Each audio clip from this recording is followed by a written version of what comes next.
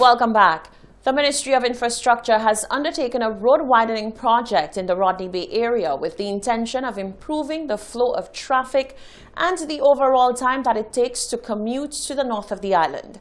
As told by the communications officer in the Ministry of Infrastructure, Shannon LeBon, work has already commenced, causing slight delays and some obstruction for commuters along the Castries-Grosley Highway. Construction crews have been working particularly at evening times to reduce the inconveniences to the general public and to reduce the inconveniences to the residents. The Rodney Bay Road official data indicate that some 27,000 vehicles commute that stretch of road on a daily basis. So the project seeks to improve the flow of traffic, reducing delays and improving the safety for motorists and also for pedestrians. LeBon says that on-site, contractors have been pleased with the reaction of the public to the commencement of the project. We've proceeded with the first phase of this project, which includes some drainage work, creating a lot of excitement among commuters who are really excited and who've expressed satisfaction after years of hearing something will be done to improve the traffic flow and road safety in the Rodney Bay region. Seeing work happening on the ground. Members of the public are urged to exercise caution when traversing the area. As part of activities to commemorate Financial Information Month celebrated in October, the St. Lucia Association of Banks and the ECCU hosted a panel discussion on the topic, Living Through Rainy Days, How to Manage Your Money in Challenging Times. The aim was to offer guidance on management of money and resources and the creation of priority spending plans. Times of crisis can bring uncertainty, and the current COVID-19 pandemic is no exception. Financial resilience in the COVID-19 environment has been brought into sharp focus. It is this need that spurred the Bankers Association of St. Lucia, in collaboration with the ECCU, to host a panel discussion as part of Financial Information Month to offer guidance on management of available resources, creation of priority spending plans, dealing with creditors and recovering strong from the ongoing COVID-19 crisis. Panelist Cornelia Sidoni of the Bankers Association of St. Lucia says the fallout from COVID-19 means that many families are struggling to make ends meet. Most families have been affected by this economic downturn. And just to put it in context, looking at the statistics, out of 12,600, approximately 12,600 self-employed persons in St. Lucia, it is believed that 50% of them have lost their primary source of income. Wow. That is significant. And in the accommodation sector, where it is believed there are about 13,000 persons, over 60% of them would have either lost their job or would be on rotation. Sidoni says banks have responded by trying to cushion the impact of COVID-19 by offering moratoriums on loans. But what about cash flow and management of that money? CEO of Export St. Lucia, Sunita Daniel, who was part of the panel discussion, had practical advice for members of the public when it comes to budgeting. We should know at all times what our expenses are, how much money we're making. If we have a decreased income, by how much has it gone down by? Is it 50%? Have you lost your job completely? You need to sit down and write exactly what your expenses are. What is discretionary spending? And it's advisable that you, as much as possible, remove discretionary spending from your budget.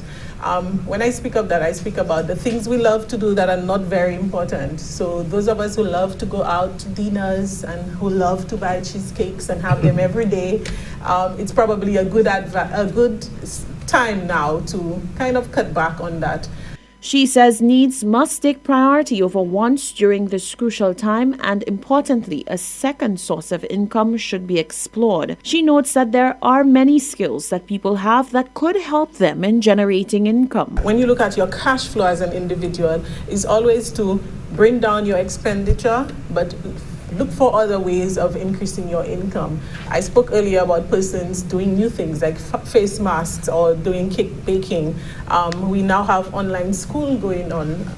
A lot of students probably need a little more support. So this is a great time for e-tutoring to come in, and persons can get a little more income from doing e-tutoring. This year's Financial Information Month is considered to be particularly critical to help cushion the economic and financial impact of COVID-19 to the public. The Rotary Club of St. Lucia has extended condolences following the news of death of former Rotary president and renowned local veterinarian Dr. Keith Scotland. Dr. Scotland was recounted as a very kind and principled man who made significant contributions to the St. Lucian society. Shaka Wooding reports. Popular local veterinarian Dr. Keith Scotland has passed away. After being ill for a period of time, he succumbed to complications on Wednesday, October 14, 2020. Scotland was a member of the Rotary Club of St. Lucia for nearly its entire existence on the island, once serving as president of the entity. His longtime friend, current-day Rotary President Lathan Khan, recounted Dr. Scotland as a passionate and driven leader, not just in Rotary but in the wider society. Dr. Scotland was a long-standing member of the Rotary Club of St. Lucia. Our club will celebrate 54 years this year, and he's been a member for most of that time. He served as our president from 1985 to 1986. And every member of our club will tell you that past President Keith was a principled man of honor. He was a man of integrity. He was a man with a very gentle soul and one of the most cheerful spirits you'll ever know. Khan described Scotland's death as a great loss to St. Lucia. His sudden death is really heartbreaking for the Rotary family, and I can just imagine what his dear wife Diane and his children are going through at this time. We are in mourning because we have lost a real stalwart, a man who has contributed so much to St. Lucia through Rotary and through his medical practice. And we will miss him. There will be a void in our Rotary Club with past President Keith no longer at the table. Scotland served as St. Lucia's chief veterinary officer from 1979 to 1989 when he left to go into private practice.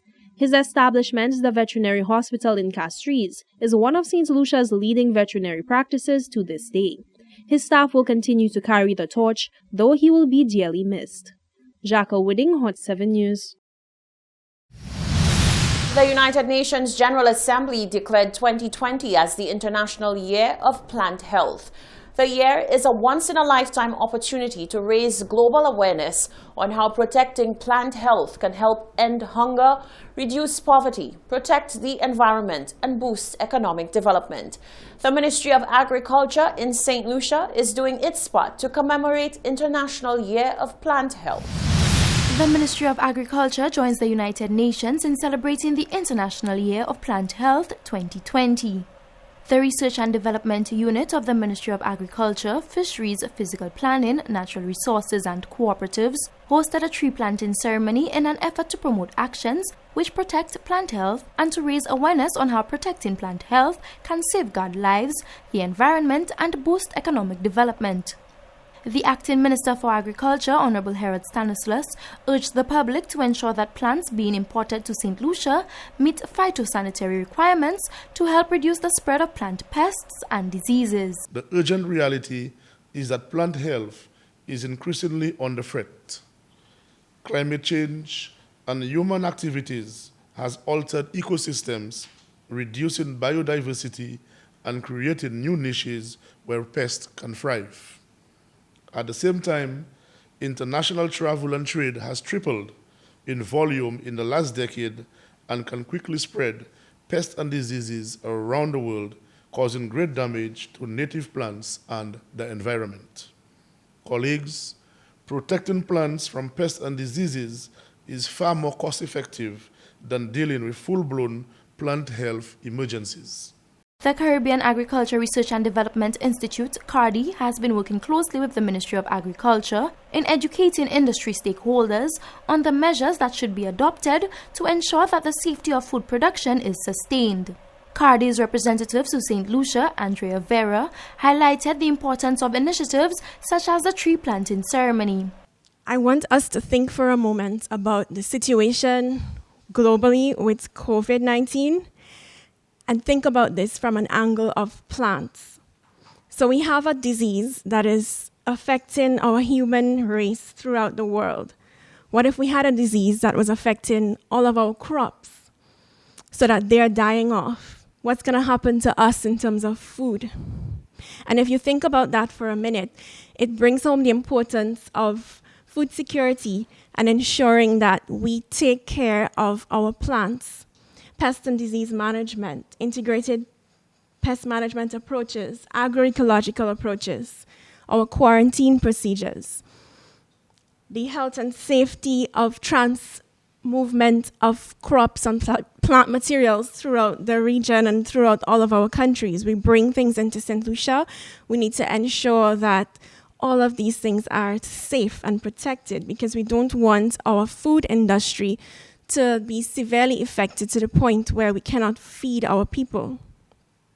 And therein lies the very importance of international plant health and all of the measures that we as the Ministry of Agriculture in the region, in St. Lucia, the agencies like CARDI, ICA, the FAO, all come into play to ensure that we teach persons and we educate persons on the measures and practices that should be used and adapted to ensure that safety of our food production industry is sustained. The Food and Agriculture Organization of the United Nations estimates that up to 40% of food crops are lost due to plant pests and diseases annually.